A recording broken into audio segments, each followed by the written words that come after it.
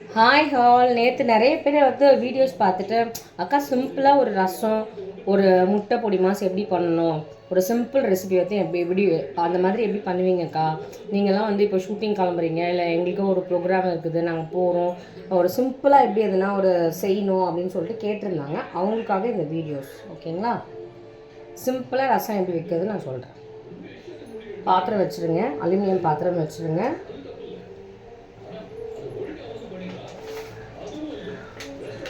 லைட்டாக எண்ணெய் ஊற்றிடுங்க. நேற்றுக்கு வந்து நான் சாப்பிட்ட வீடியோ மட்டும்தான் போட்டிருந்தேன், அதனால் நீங்கள் எப்படி செய்கிறீங்க அப்படின்னு கேட்டாங்க, அதுக்கு தான் இந்த வீடியோ. எண்ணெய் ஊற்றிடுங்க, லைட்டாக காயட்டும்.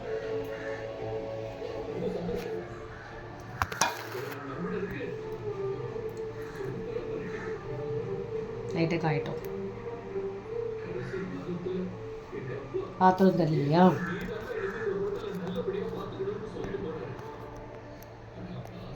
பாத்திரமே தெரியலையா?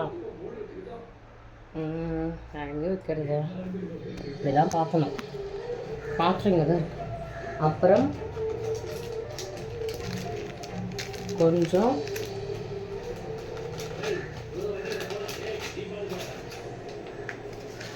கடுகு,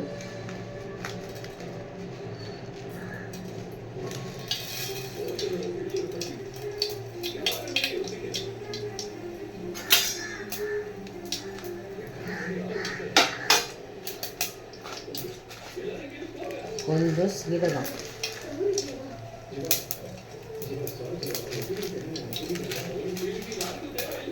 கொஞ்சமாக மிளகு, ஒரு 2 இந்த அளவுக்கு போட்டாலே போதும். இந்த அளவுக்கு போட்டாலே போதும்.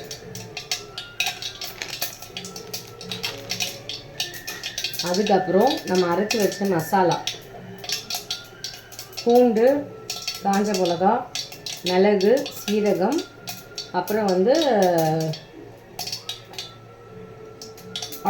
பூண்டு, காஞ்ச மிளகா, சீரகம், மிளகு, ரா மிளகு, அவ்வளோதான். இதை போட்டு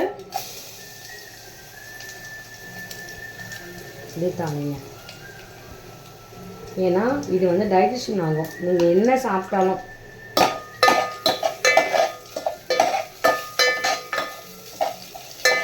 இது பண்ணிவிட்டு இது வந்து பார்த்தீங்கன்னா மஞ்சத்தூள், புளி, தக்காளி, அவ்வளோதான்.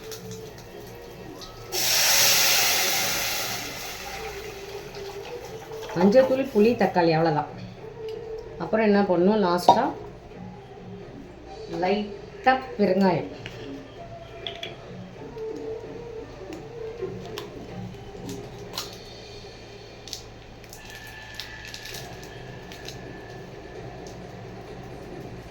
அப்புறம் கொஞ்சம் உப்பு.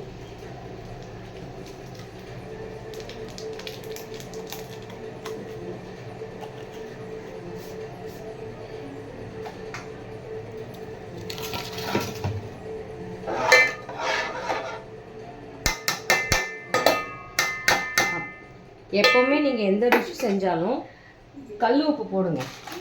சால்ட் உப்பு தவிர கல் உப்பு தான் கொஞ்சம் நமக்கு நல்லா இருக்கும். அதனால கொஞ்சம் கல் உப்பு.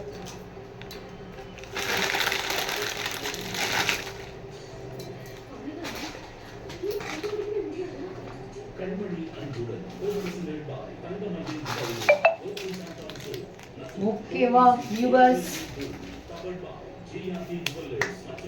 என்னோட தங்கச்சிங்களா, நீங்கள் கேட்டீங்க, ரசம் செஞ்சாச்சு, சாதம் செஞ்சாச்சு, சூடாக இருக்குது.